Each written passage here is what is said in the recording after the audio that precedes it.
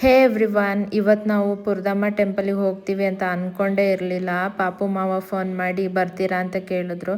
ಇನ್ನೇನು ದೇವಸ್ಥಾನಕ್ಕೆ ಅಲ್ವಾ ಬರ್ತೀವಿ ಅಂತ ಹೇಳಿ ಹೊರಟ್ವಿ.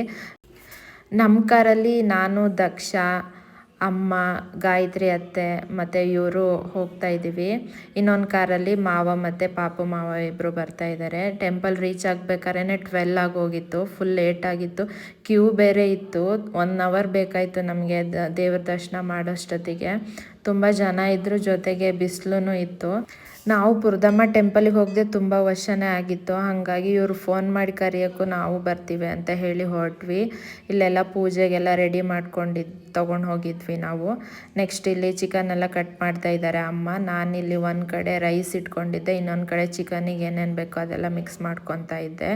ಈ ಸಲ ನಾವು ಬರೀ ಚಿಕನ್ ಅಷ್ಟೇ ಕೊಟ್ಟಿದ್ದಿದ್ದು. ಇಲ್ಲಿ ಸೌತೆಕಾಯಿ, ಈರುಳ್ಳಿ ಎಲ್ಲ ರೆಡಿ ಮಾಡ್ಕೊಂಡ್ವಿ. ಒಂದು ಕಡೆಯಿಂದ ರೈಸ್, ಸಾಂಬಾರು ಎಲ್ಲ ರೆಡಿ ಆಯಿತು. ಇವರು ಸ್ವಲ್ಪ ಇಲ್ಲಿ ಹೆಲ್ಪ್ ಮಾಡ್ತಾಯಿದ್ದಾರೆ. ಇನ್ನು ಮಾವೊಂದು, ಪಾಪು ಮಾವೊಂದು ಎಣ್ಣೆ ಪಾರ್ಟಿ ಸ್ಟಾರ್ಟ್ ಆಯಿತು. ಇದೆಲ್ಲ ಇರಲೇಬೇಕಲ್ಲ ನಾನ್ ವೆಜ್ ಇದ್ದಾಗ.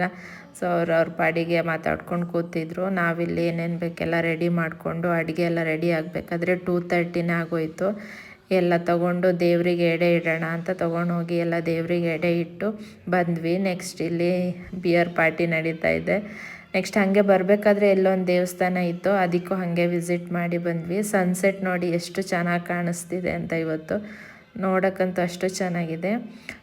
ಯಾರ್ಯಾರು ಪುರದಮ್ಮ ಟೆಂಪಲಿಗೆ ಹೋಗಿದ್ದೀರಾ ಕಮೆಂಟ್ ಮಾಡಿ. Thank you for watching the video. Next ವಿಡಿಯೋದಲ್ಲಿ